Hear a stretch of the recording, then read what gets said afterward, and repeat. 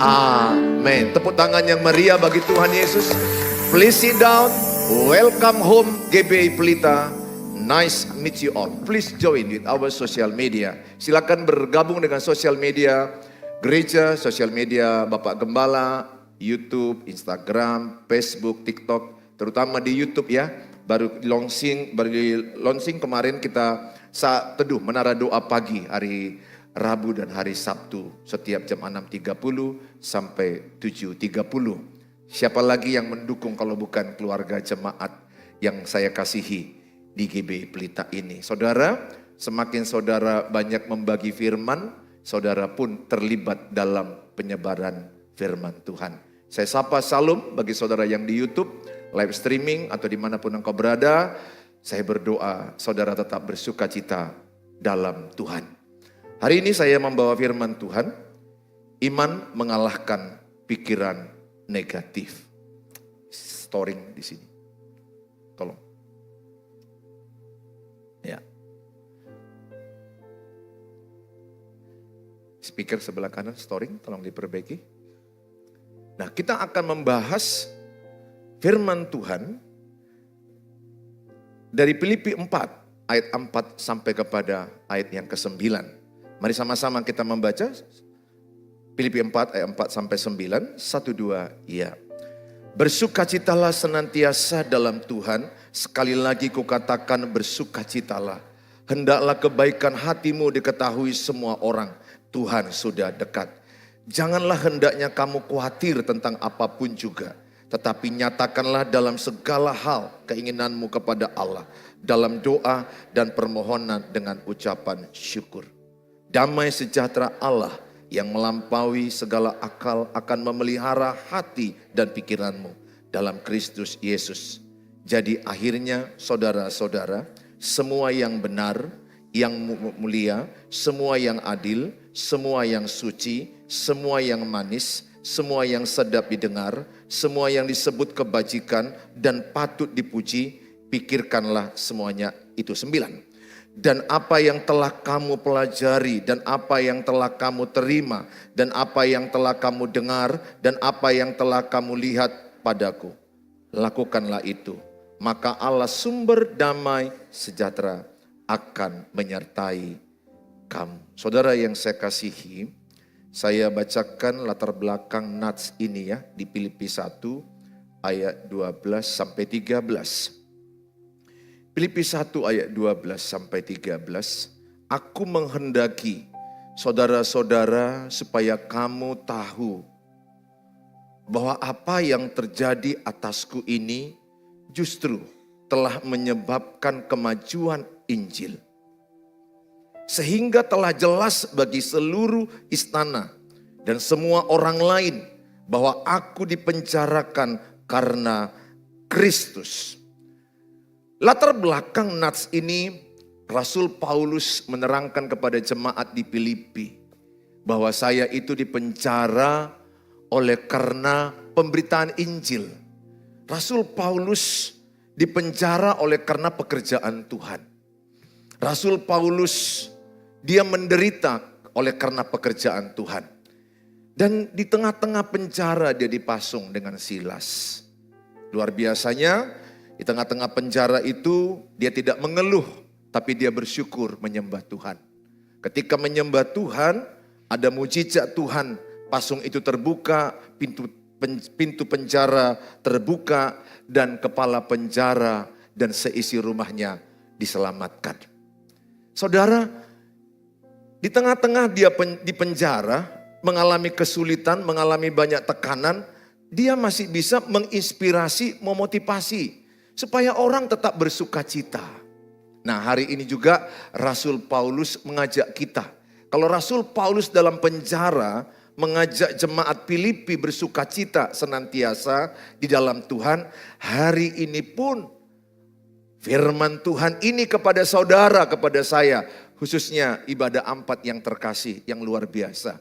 Saudara yang datang dengan panas terik matahari, saudara datang itu kan karena saudara mencintai Tuhan. Hari ini pun Rasul Paulus mengajak saudara supaya bersuka cita senantiasa di dalam Tuhan. Senantiasa itu artinya apapun penderitaanmu, apapun persoalanmu, apapun kesusahanmu, apapun masalah rumah tanggamu, apapun masalah pernikahanmu, khususnya saudara yang di YouTube. Saudara mungkin punya persoalan pernikahan yang berat. Tantangan dalam hubunganmu sangat hancur. Tapi ayat ini mengajak sebagaimanapun keadaan kita, Rasul Paulus mengingatkan kita semua di tempat ini. Bersukacitalah senantiasa, sekali lagi kukatakan bersukacitalah di dalam Tuhan. Jadi ada satu ajakan firman Tuhan hari ini. Firman Tuhan tahu bahwa kita punya masalah. Setiap kita punya persoalan, punya penderitaan. Tidak perlu saya mempertanyakan, adakah di ruangan ini yang punya persoalan? Enggak perlu. Karena saya tahu, semua orang hidup ada persoalan. Saya tahu ikut Tuhan ada penderitaan. Saya tahu mengikut Tuhan setia pun tetap ada pikul salib, sangkal diri dan penderitaan. Tetapi ayat ini mengajak kita semua bersukacitalah dalam penderitaan. Kalau bersukacita karena dapat uang, gaji, itu biasa. Kalau bersukacita karena gak ada masalah rumah tangga, itu biasa. Kalau bersukacita karena kita sehat-sehat, baik-baik, itu biasa. Tapi ayat ini ajakan Rasul Paulus kepada jemaat Filipi. Bersukacitalah senantiasa, sekali lagi kukatakan bersukacitalah di dalam Tuhan. Saudara, saya rindu hari ini juga saudara bisa bersukacita senantiasa. Walaupun dalam mendengarkan firman ini saudara mungkin begitu serius, cobalah katakan sebelahnya bersukacita senantiasa.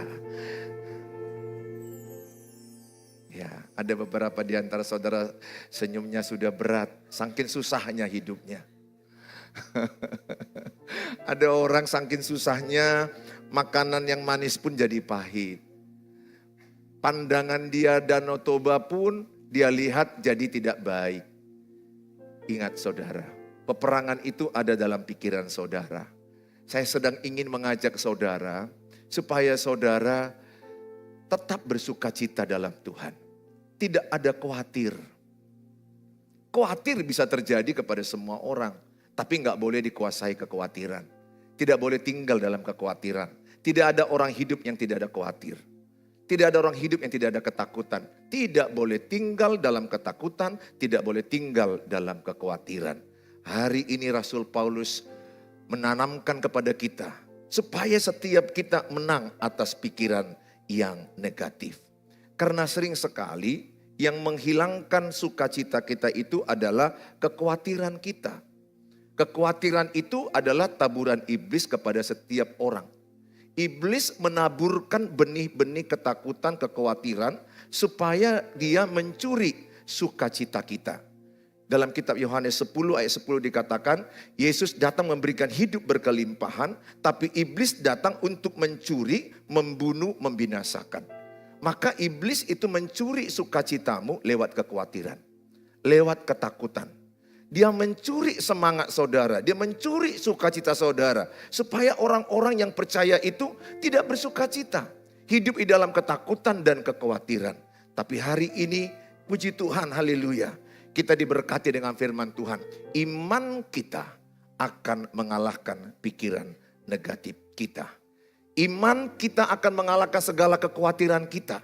Ayat ini menerangkan betapa pentingnya kita hidup di dalam iman. Iman itu tumbuh dari dua hal.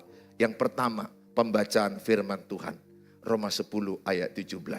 Yang kedua, lewat penderitaan hidup. 2 Timotius 3 ayat 10 sampai 17. Jadi pesanku sebagai pendeta yang udah usia saat ini 54 tahun. Udah banyak penderitaanku, mungkin ada yang lebih tua dari saya. Yang saya lihat, iman saya tumbuh pertama ketika saya baca Alkitab. Maka satu hari pun saya tidak boleh absen baca Alkitab. Satu hari mungkin saya baca Alkitab dan doa mungkin 3-5 jam. Karena memang hatiku belajar memikirkan perkara di atas. Bagaimana aku mencintai firman Tuhan. Pagi bangun doa, penyembahan, Selebihnya mungkin di mobil juga ada YouTube. Sekarang kan gampang ada YouTube yang saudara bisa dengar-dengar. YouTube Suheri Gultom. Bilang sebelahnya YouTube Suheri Gultom. Ya, di sini mama saya baru Marpaung. Ku dengar sini ada keluarga saya marga Marpaung yang datang. Bisa lambaikan tangan. Wah, terima kasih ya, tepuk tangan buat keluarga yang ada bersama-sama ya. Ya, mama saya baru Marpaung. Saya sangat mencintai firman Tuhan lebih dari segalanya. Saya belajar firman itu adalah menjadi kekuatan terang bagi jalan hidupku. Makanya saya mengajak semua kita sama-sama saat ini untuk pertama bagaimana kita mengalahkan pikiran negatif. Yaitu yang pertama kita belajar, kita harus berdoa kepada Tuhan. Filipi 4 ayat yang ke-6. Janganlah hendaknya kamu khawatir tentang apapun juga. Tetapi nyatakanlah dalam segala hal keinginanmu kepada Allah dalam doa dan permohonan dengan ucapan syukur. Ayat ini mengajak kita adalah janganlah hendaknya kamu khawatir tentang apapun juga. Nyatakan dalam segala hal keinginanmu kepada Allah dalam doa dan permohonan dengan ucapan syukur. Saya bacakan Matius 6 ayat 32 sampai 34 ya. Saya bacakan Matius 6 ayat 32 sampai 34. Semuanya itu dicari bangsa-bangsa yang tidak mengenal Allah. Akan tetapi Bapamu yang di sorga tahu bahwa kamu memerlukan semuanya itu. Tetapi carilah dahulu kerajaan Allah dan kebenarannya, maka semuanya itu akan ditambahkan kepadamu. Ayat 34, sebab itu janganlah kamu khawatir akan hari besok, karena hari besok mempunyai kesusahannya sendiri, kesusahan sehari cukuplah untuk sehari. Saudara, ayat ini mengajak kita untuk sama-sama saudaraku yang kekasih dikatakan, Bapa di sorga tahu kebutuhan kita. Katakan, Bapa di sorga tahu kebutuhan saya. Bilang sebelahnya, Tuhan Yesus tahu kebutuhanmu. Ya, Tuhan tahu kebutuhanmu. Tuhan tahu kesesakanmu. Tuhan tahu persoalanmu. Tuhan tahu, jangan khawatir. Tuhan bilang begini, apa artinya kau khawatir? Karena khawatir tidak menambah sehasta jalan hidupmu. Sehasta itu setengah meter. Jadi artinya kalau saya khawatir, kalau saudara khawatir, hidup kita nggak akan pernah maju-maju. Saudara jangan mau tinggal dalam kekhawatiran. Seberat apa masalahmu, kata Tuhan Filipi 4 ayat 6, nyatakanlah dalam doa dengan ucapan syukur. Nyatakan dalam doa. Ini pesan penting bagi kita. Supaya setiap kita ketika ada serangan iblis kekhawatiran, ketakutan, pikiran-pikiran negatif. Mungkin tentang masa depanmu, tentang sesuatu yang belum terjadi kau khawatirkan. Siapakah jodohku, apakah aku punya anak, apakah aku punya pekerjaan, adakah orang yang mau sama saya untuk anak-anak gadis. Atau mungkin orang tua berpikiran anak-anakku ini kayak manalah masa depannya, siapalah nanti pasangan mereka, bagaimanalah hidup mereka. Sering sekali kita mengkhawatirkan sesuatu yang belum terjadi berlebih-lebihan. Bahasa lainnya itu namanya anxiety. Anxiety itu cemas berlebih-lebihan yang bisa menimbulkan sakit asam lambung. Tuhan tidak mau kita tinggal dalam kekhawatiran. Saya tidak tahu saudara yang datang ini sering khawatir apa. Ada orang khawatir akan kesehatan. Kalau orang tua ya, ibu bapak khawatir kesehatan. Bagaimana kesehatan saya. Kalau anak-anak gadis khawatirnya siapa? Khawatirnya apakah ada jodohku. Usiaku sudah jatuh tempo. Apakah akan ada yang datang meminang aku. Ya, orang yang sudah menikah khawatirnya apa? Apakah aku punya anak, punya keturunan? Orang yang sudah wisuda khawatirnya apa? Apakah aku punya pekerjaan? Orang yang sudah tua khawatirnya apa? Nanti kalau aku meninggal kayak mana anak cucuku?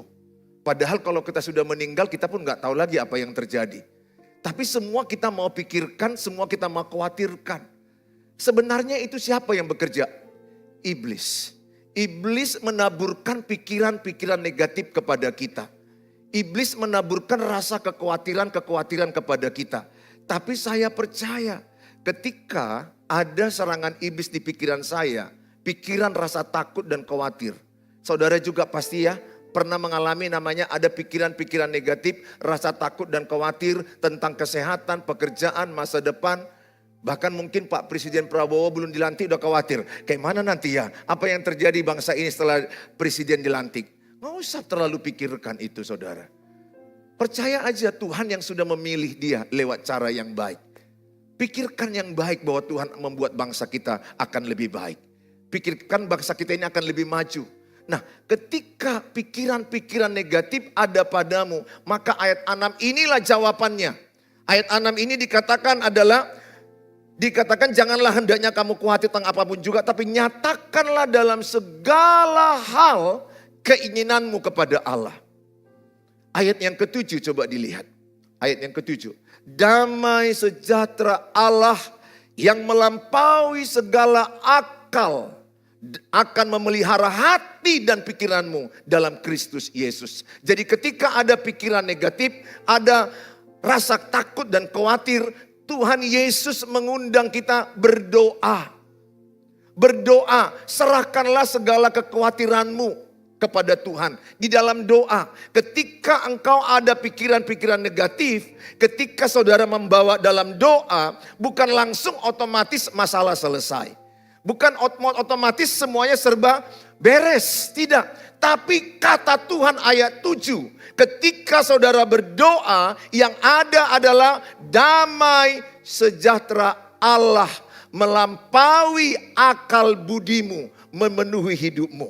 Memelihara engkau, memelihara hati dan pikiranmu. Makanya beda anak Tuhan dengan orang dunia apa? Orang dunia damai ketika masalahnya selesai. Anak Tuhan damai di tengah persoalan. Damai di tengah badai kehidupan. Kenapa? Kalau anak Tuhan itu ketika punya masalah berdoa. Sampaikan kepada Tuhan. Itu yang dialami oleh Daud. Bagaimana dia dikejar-kejar Absalom. Dikejar-kejar untuk kudeta, dikejar-kejar oleh Raja Saul. Bagaimana dia ingin dibunuh, ingin disakiti. Raja Daud dia berdoa 7 kali sehari. 7 kali sehari dia berdoa. Daniel kita kenal 3 kali sehari berdoa. Musa kalau dia mengangkat tangannya, maka orang Israel yang dipimpin Yosua di lembah menang. Maka saya bisa katakan apapun persoalan saudara, kalau saudara berdoa, saudara pasti memperoleh kemenangan. Apapun pergumulan, apapun tantangan saudara, sepanjang saudara datang ke Tuhan, Tuhan akan memberikan engkau damai sejahtera. Tuhan memberikan engkau ketenangan. Tuhan tidak janji tidak ada masalah. Tuhan tidak janji tidak ada persoalan. Tapi dia berjanji. Matius 11 ayat 28. Marilah kepadaku hai kamu yang letih, yang lesu, yang berbeban berat, maka aku akan memberikan kelegaan kepadamu. Ketenangan kepadamu.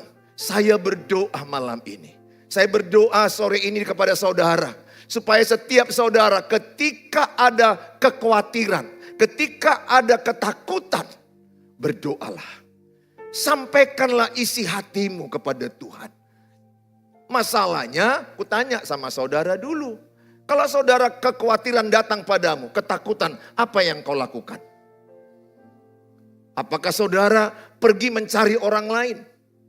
Apakah saudara pergi ke hal-hal duniawi? Tapi ayat ini katakan Filipi 4 ayat 6, nyatakanlah dengan permohonan doa dengan ucapan syukur. Jadi begini Bapak Ibu, saudara-saudara. Ketika saudara punya persoalan, bersyukurlah. Bilang sebelahnya, ketika engkau punya persoalan, bersyukurlah. Bilang sebelahnya, hanya orang mati tidak punya masalah. Siapa di ruangan ini yang kepingin tidak punya persoalan? Biar kita doakan dia pulang ke rumah Bapa di sorga. Karena di sorga yang tidak ada ratap tangis, tidak ada kertak gigi, betul? Di sorga yang gak ada ratap tangis, kertak gigi. Di bumi ini ada kertak gigi. Di bumi ini ada ratap tangis. Makanya ini poin penting. Saya tahu saudara berjuang dengarkan khotbah saya ini. Karena mungkin capek dari mana-mana. Tapi terima kasihlah ke Tuhan Yesus. Saudara masih datang ke rumah Tuhan ini. Panas loh di luar. Saudara datang. Paling tidak pulanglah dengan poin penting. Ketika ada rasa kekhawatiran. Ketika ada rasa ketakutan. Berdoalah. Datanglah kepada Tuhan. Percaya saudara. Doa itu kelihatan hal kecil, dampaknya besar. Doa itu kelihatan tidak nampak langsung, tapi itu sangat powerful. Doa itu nefes, napas kehidupan rohani kita. Seperti saudara menghirup oksigen, itulah doa. Kalau saudara tidak berdoa, mati rohani. Mati rohani. Maka saya mengajak sama saudara, jangan besar-besarkan masalahmu dengan menceritakan masalahmu ke orang lain. Yang lucunya ya saya melihat manusia ini. Saya melihat dia punya masalah, lebih senang dia menceritakan masalahnya ke orang lain. Membesar-besarkan. Ingat, apa yang saudara ceritakan itu yang kembang. Kalau saudara menceritakan banyak tentang masalah, masalahmu yang kembang. Tumbuh. Saudara kalau menceritakan banyak tentang Tuhan, firman Tuhan, Tuhan yang tumbuh dalam hidupmu. Firman yang tumbuh dalam hidupmu. Iman yang tumbuh dalam hidupmu. 1 Yohanes 5:4 dikatakan, iman mengalahkan dunia ini. Iman mengalahkan masalah kita. Tapi saya sering jumpai orang, kalau punya masalah, selalu lebih senang menceritakan masalahnya ke orang lain. Wah begini. Ingat ya, jangan terlalu ceritakan masalahmu kepada orang. Mungkin sekarang temanmu itu kawan. Satu waktu dia lawan. Apa yang saudara ceritakan jadi buah bibir. Manusia itu berubah. Bahkan manusia itu manis kadang-kadang di depan, gak semua. Pahit di belakang. Manusia itu bisa bermuka dua. Di depanmu nampak teman, di belakangmu lawanmu. Di depanmu nampaknya membaik-baikkanmu, di belakangmu menjatuhkanmu. Maka saya katakan, jangan andalkan manusia. Yeremia 17 ayat 5 dan 7. Terkutuklah orang yang mengandalkan manusia. Diberkatilah orang yang mengandalkan Tuhan. Ayat 8-nya dikatakan Yeremia 17 ayat 8. Ia bagaikan pohon yang ditanam di tepi aliran sungai. Maka pohonnya kuat, daunnya lebat dan berbuah lebat. Dan apa yang dikerjakannya beruntung dan berhasil. Maka ayo sekarang aku tanya sama saudara. Kalau saudara punya masalah lebih suka cerita kepada manusia atau ke Tuhan? Yang A manusia, yang B ke Tuhan. Saudara lebih suka mana? A atau B? B Tuhan, A manusia. Oke. Saudara sepertinya menjawabnya itu agak-agak kurang pasti gitu ya. Kenyataan saudara kalau punya persoalan, pikiran negatif. Jangan-jangan sakit ini, jangan-jangan nanti mama aku begini. Jangan-jangan nanti aku tidak wisuda, tidak ada kerjaan, tidak ada jodoh. Entah apa aja lah pikiranmu negatif. Ingat ya kita Ayub bilang begini. Apa yang kau cemaskan itu jadi padamu. Apa yang kau khawatirkan itu jadi padamu. Hati-hati loh. Pikiran kita ini kayak magnet. Bisa menarik apa yang kita pikirkan ini. Jangan pernah memikirkan negatif. Jangan pernah memikirkan yang buruk-buruk tentang dirimu. Maka saya ajak hari ini. Apapun persoalanmu. Ceritakan ke Tuhan. Sampaikan kepada Tuhan. Permohonanmu, lihat Hana, ketika Hana diejek madunya penina. Mandul, gak ada gunanya lu jadi istrinya. Gak ada gunanya lu jadi istrinya. Dia nangis di rumah Tuhan. Hana nangis sampai Imam Eli lihat, apakah ini ibu mabuk pagi-pagi begini. Hana bilang, aku seorang ibu yang baik takut Tuhan, tidak ada mungkin mabuk. Tapi dilihat-lihat dia seperti mabuk, seperti berkoceh-koceh begitu. Padahal itu adalah curhatan isi hatinya. Ada kalanya kita cerita hidup kita ini nangis sama Tuhan. Ada kalanya kita menceritakan keberatan hati kita ini kepada Tuhan dengan nangis. Karena dia mengerti bahasa air mata. Air mata Hana ditampung Tuhan. Lahir Nabi Samuel. Allah itu berkuasa. Allah itu tahu persoalanmu. Saya hanya ajak semua kita, lebih baik engkau menceritakan kepada Tuhan daripada kepada manusia. Engkau menceritakan kepada manusia, saat ini mungkin kawanmu, satu waktu dia lawanmu, satu waktu rahasiamu jadi cerita umum. Satu waktu yang kau pandang itu sahabat baikmu, lawanmu, habis hidupmu. Yang sanggup menjaga rahasiamu hanya Tuhan. Hanya Tuhan yang mengasihimu sepenuhnya. Percaya saya katakan.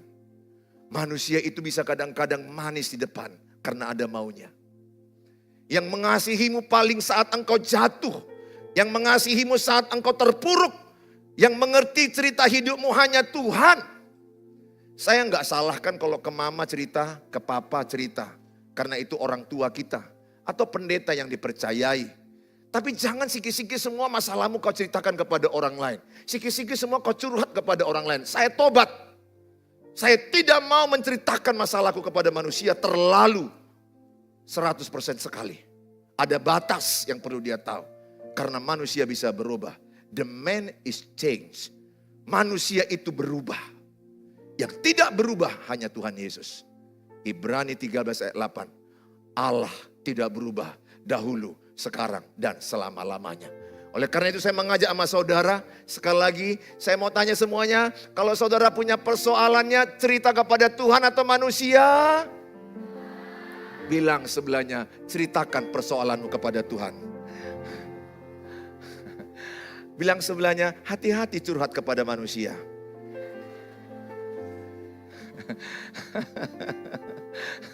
Oh dia kan edaku, justru edamu itulah yang berbahaya. Ingat ya, teman ketawa itu manusia. Teman nangis itu Tuhan Yesus. Dan keluargamu. Makanya saya heran kadang-kadang lihat banyak bapak-bapak. Ngopi siang, ngopi malam, ngopi pagi Senin, ngopi Selasa, ngopi. Kalau dia sakit yang menjaga istrinya. Bukan teman ngopinya. Saya nggak mau. Saya banyak grup pendeta ngajak-ngajak saya ngopi. Untuk apa? Ngopi pun kadang-kadang tujuannya ngomong-ngomongi orang. Siapa di sini kalau ngopi dengan orang ngomongnya firman Tuhan. Jadi Roma pasal 5 ayat 5 lah ya. Beginilah ya Roma 5 ayat 5 dikatakan. Bersukacitalah dalam penderitaan karena penderitaan mendatangkan ketekunan. Nah, kemudian kan lah ya kalau kita hubungkan Yakobus 1 ayat 2 sampai 4. Itu kan ngopi yang keren. Tapi kalau berlai ngopi, beginilah ya. Sebenarnya itu mama si Silpi itu terlalu maju mulutnya itu. Maksudnya kayak mana? Agak digunting sikit lah ya katanya. Jadi dia ingat saya bilang, jarang orang ngopi-ngopi ngomong sesuatu tentang kemajuan. Enggak semua sih. Tapi saya mau katakan, bukan teman ngopimu itu yang menolongmu. Bahkan engkau anak-anak gadis, percaya saya bilang, sehebat-hebatnya saya mengasihimu sebagai pendeta di sini. Kalau engkau sakit, aku nggak jaga. Bagaimana aku menjaga kalian kalau semua sakit? Aku duluan yang mati, betul nggak saudara? Mana mungkin? Yang menjagamu orang tuamu. Sehingga begini maksudnya, dengarlah kata orang yang mengasihimu. Yesus mengasihi kita, amin. Orang tua mengasihi kita. Maka saya mau katakan sama saudara, kurang-kurangi ngopi-ngopi sama orang. Kurang-kurangi berkelompok-kelompok dengan orang toksik. Dengan orang yang gak membawa kau kepada kebangunan, kepada kemajuan. Yang bahkan dia cemburu lihat engkau maju. Gak senang lihat engkau senang. Susah kalau lihat engkau senang. Dia senang lihat engkau susah. Ingat ya, manusia itu lebih senang melihat orang susah dan jatuh. Sedikit orang tulus yang melihatmu sukses dia senang. Itu hanya sedikit, percaya saya katakan. Makanya kata Alkitab, akar kejahatan Yakobus 3:16, iri hati dan mementingkan diri sendiri. Itu Habil aja coba lihat bagaimana dia dengan Kain abangnya. Kain cemburu, Habil dibunuhnya. Saya mau katakan sama saudara, percaya yang paling tulus mengasihimu Tuhan Yesus. Kedua, orang tuamu. Perhatikan nasihat orang tuamu. Ya sebagian kecil mungkin teman-temanmu, ya saya bisa hitungan jari. Tapi almost of them, kebanyakan dari mereka, lebih banyak manusia senang menceritakan kejatuhan manusia. Lebih senang menggosipkan kesalahan kekurangan orang lain. Lihat di pesta-pesta. Lihat di pesta-pesta. Kalau ada perempuan cantik datang, ibu-ibu melihatnya kayak mana kira-kira? Cobalah katakan, cobalah saya mau katakan sama saudara. Cobalah contoh, ini sekumpulan ibu-ibu ada di ruang pesta. Kemudian datanglah laki-laki ganteng.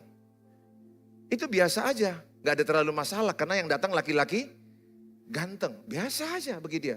Coba, ibu-ibu cantik ini, ibu-ibu yang rame ini, yang udah berdandan, yang sudah keluar dari salon. Tiba-tiba datang ibu-ibu dengan sepatu hak tinggi, dengan tas yang dari Itali, merek Italiano. Dengan hak tinggi, dia masuk dengan langsing, dengan begini, dengan begini, dengan begini, dengan begini. Coba lihat ibu-ibu, apa reaksi mereka? Mereka langsung begini. Nah, omongan pertama tangannya begini-begini, baru mulutnya. Lihat tuh. Itulah manusia. Dia nggak ada loh salahnya ibu-ibu yang datang ini. Nggak tahu apa salahnya, nggak kenalan, bahkan nggak diganggu ibu-ibu ini. Tapi bisa gini-gini. Tangan main, mulut pun main. Ibu-ibu indah ketawa, itulah pelepasan. Betul nggak saudara? Ya itulah realita. Manusia seperti itu. Kalau yang datang yang agak-agak biasa, yang jelek nggak pala biasa. Biasa aja mereka, nggak ada masalah. Karena manusia ini lebih banyak iri hati. Pesanku sama saudara, ayo datang ke Tuhan Yesus. Ya. Ingat, air mata itu melepaskan zat stres. Secara ilmu kedokteran, saudara yang sesak hatimu, dikhianati suami kan sesak kali hatinya itu. Sesak loh. Saya, teman-temanku yang di YouTube, berjuanglah. Ada suami yang dikhianati istri, sekarang udah imbang. Emansipasi wanita. Mereka tidak mau ketinggalan ranking. Mereka bilang kami mengejar ketertinggalan. Maksudnya gak hanya laki-laki yang berselingkuh, istri pun sudah sama. Imbang skor kami sekarang. Betul. Jemaat-jemaatku, beberapa di antaramu, mungkin engkau lihat YouTube ini. Istrimu yang selingkuh. Suamimu yang selingkuh. Sesak hatimu. Sesak. Kalau bisa saya bilang perselingkuhan itu racun yang mematikan. Itu ibarat kalau udah luka, seperti asam. Tetes sikit-sikit. MPP mati pelan-pelan. Kasihan. Kasihan. Oleh karena itu saya katakan sama saudara, jadilah pasangan yang setia. Seberat apa persoalanmu, seberat apa tantanganmu, sahabatku, keluargaku yang di YouTube, yang di TikTok, di Facebook, di Instagram. Saya mengasihimu. Bertahanlah dalam kesusahanmu. Yakobus 1 ayat 12 dikatakan, berbahagialah kalau engkau bertahan dalam pencobaan, bertahanlah. Enggak selamanya masalahmu itu ada. Saya percaya kalau engkau melakukan bagianmu, berdoa, mencari Tuhan, andalkan Tuhan, istrimu bisa kembali. Suamimu bisa kembali. Bagaimana caranya? Caranya yang pertama, datang ke Tuhan, berdoa, andalkan Tuhan. Yang kedua, terus berbuat baik kepada pasanganmu yang selingkuh. Terus menaburkan kebaikan kepada pasanganmu yang selingkuh. Galatia 6 ayat 9. Jikalau engkau tidak jemu-jemu berbuat baik, maka apa yang kau tabur itu yang kau tuai. Maka kalau engkau menabur kebaikan kepada istrimu yang selingkuh itu, engkau menabur kebaikan kepada suamimu yang selingkuh itu, percayalah Tuhan mengembalikan pernikahan. Tuhan sanggup memulihkan. Makanya 1 Petrus 3 ayat 1 dikatakan adalah menangkanlah pasangan tanpa perkataan. Karena lewat kelakuan istrinya, suaminya bisa bertobat. Lewat kelakuan suaminya, istrinya bisa bertobat. Ini yang saya khotbahkan terakhir kepada banyak orang. Menangkan anak-anak tanpa perkataan. Kenapa bertengkar suami istri? Karena mau mengubah pasangan dengan perkataan. Itu yang kulakukan dulu. Makanya aku sudah tahu betul trik iblis. Saya nggak mau lagi. Karena manusia tidak sanggup mengubah manusia. Yang sanggup mengubah manusia Tuhan. Lewat apa? Perubahan hidup kita. Lewat kelakuan kita Tuhan bekerja. Makanya ketika saudara bertanya ke saya, Pak Pendeta sampai kapan suamiku selingkuh? Sampai kapan istriku selingkuh? Saya hanya katakan, Sepanjang ibu beriman, berdoa andalkan Tuhan Bapak Ibu. Yang kedua, sepanjang Bapak Ibu tetap berbuat baik, kalahkan kejahatan dengan kebaikan. Roma 12 ayat 20-21. Jangan seperti yang ku tahu, suaminya selingkuh, istri selingkuh. Ini yang mengerikan. Istrinya selingkuh, suami selingkuh. Hancur. Yang paling hancur siapa? Anak-anak. Makanya saya bilang anak gadis, anak muda, jangan mau berpacaran dengan orang yang suka bohong. Pembohong sejak pacaran itu cikal bakal selingkuh. Cari pacar yang jujur. Bertanggung jawab. Tapi Pak Pendeta wajahnya kayak gerobak. Enggak apa-apa. Yang penting gerobak itu yang membawa kau kebahagiaan. Daripada wajahnya kayak Mercedes. Wajahnya seperti BMW. Bola mata wanita. Nah, itu BMW. Saudara cari itu, habis hidupmu. Ingat Bapak Ibu, anak-anakku, untuk saudara-saudara yang masih mahasiswa-mahasiswi. Tanya Bapak Ibu ini, setelah menikah, apakah menikah dengan tampang? Aku tanya dulu ibu-ibu, apakah kita menikah dengan tampangnya? Nah ini yang jujur-jujur, jujur. Enggak, maksud ibu-ibu ini, tak kau rasakan lagi tampangnya itu setelah menikah. Kira-kira itulah maksud ibu-ibu ini. Udah begitu jujur ibu-ibu ini. Kalian yang dibodoh-bodohi. Dibodoh-bodohi. Maka kan Amsal 31 ayat 30. Kecantikan adalah kesia-siaan, kemolekan adalah kebohongan. Carilah wanita takut akan Tuhan.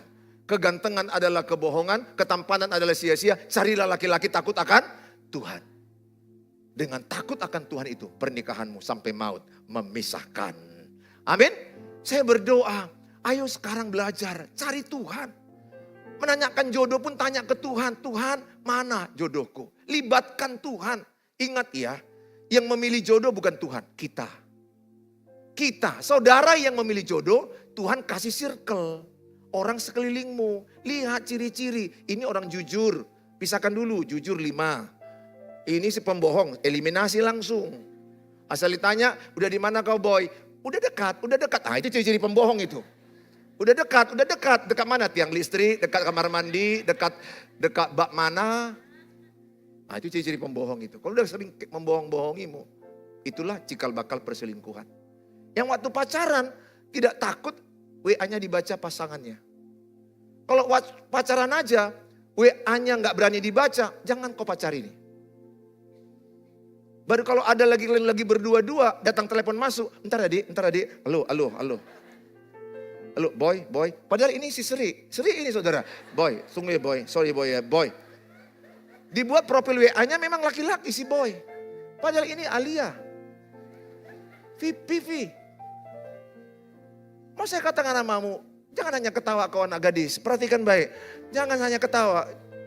Jangan. Kalau yang cowok itu pembohong, eliminasi. Kedua apa? Bertanggung jawab. Pernikahan itu tanggung jawab. Karena menikah itu akan banyak persoalan. Ingat ya, indahnya pernikahan itu Bapak Ibu, seperti ini aku pelajari. Nangis bersama, ketawa bersama. Wah, so sweet. Mereka habis nangis gak ada uangnya, susah, merintis, uang sewa rumah dikejar-kejar. Bayar uang, bayar utang, mau nangis berdoa, ya Tuhan. Nah habis itu ada berkat Tuhan lagi, mereka pergi ke mall, makan-makan, ketawa-ketawa. Itulah nice-nya, indahnya pernikahan. Nangis bersama, ketawa bersama, cari yang begitu. Yang mau menderita bersama. Saudara yang saya kasihi. Yang kedua, yang terakhir. Selalulah engkau jaga pikiranmu, berpikiran rohani. Filipi 4 ayat 8. Jadi saudara-saudara, semua yang benar. Katakan semua yang benar. Katakan yang mulia, yang adil, yang suci, yang manis, yang sedap didengar, kebajikan, patut dipuji. Katakan, pegang kepalanya masing-masing, itulah yang kupikirkan. Pegang kepala sebelahnya, itulah yang kau pikirkan. Ya, di luar itu jangan pikirkan. Jadi enak tidur ya, pengalaman saya. Enak tidur itu kalau menjelang tidur itu, 15 menit menjelang tidur, saya baca firman, saya dengar penyembahan, baru saya pikirkan tentang kasih Tuhan, penyertaan Tuhan, saya pikirkan yang baik-baik, saya pikirkan hal-hal yang berkat Tuhan, penyertaan Tuhan, tidurnya enak. Tapi coba saudara sebelum tidur, saudara lihat film Suster Ngesot, nah, saudara lihat film-film yang menakutkan, nanti lihatlah. Di tengah-tengah mimpimu pun seputar itu juga nanti. Dan mimpimu itu akan menjadi bahaya. Makanya penting dijaga BTP. Apa itu BTP? Bacaan, tontonan, pergaulan. Bukan Cahaya Purnama ya, bukan Basuki Cahaya Purnama. Ini BTP, hati-hati dengan bacaan. Katakan bacaan, tontonan, pergaulan. Bilang sebelahnya, waspadai BTP. Apa itu BTP? Bacaan, tontonan, pergaulan. Hati-hati, karena itu yang masuk jadi pikiran. Kalau yang kau pikir-pikirkan, oh nanti ke depan akan terjadi bencana alam. Padahal nggak ada bencana sekarang. Sudah kau pikirkan, akan ada krisis tahun 2030. Mak, kasihan kali lah hidupmu. 2030, 5 tahun, 6 tahun lagi loh. Nggak usah. Kalaupun terjadi, ada penyertaan Tuhan. Jaga pikiran. Pikirkan yang baik. Siapakah engkau? Apa yang kau pikirkan itulah engkau. Pikiranmu menentukan masa depan. Maka saya selalu set pikiranku, mindsetku ini ku set supaya jangan terpeleset. Ku set dengan firman Tuhan. Aku percaya anak-anakku naik tidak turun. Aku percaya yang dipegang tanganku ini berhasil dan beruntung. Aku percaya hidupku jadi berkat. Aku percaya pernikahanku semakin memulih dan membaik. Aku percaya aku semakin sehat. Ketika engkau sakit, bayangkan engkau sehat. Bayangkan engkau diberkati Tuhan. Mungkin gak langsung, tapi apa yang kau imajinasikan itu berkuasa. Apa yang kau bayangkan itu berkuasa. Bayangkan yang baik, bayangkan yang sedap didengar. Bayangkan kebajikan, bayangkan yang suci, bayangkan yang manis, bayangkan yang indah. Kalau pikiranmu engkau menang, menanglah engkau di luar. Menang di pikiran, engkau akan menang di luar. Tepuk tangan bagi Tuhan Yesus.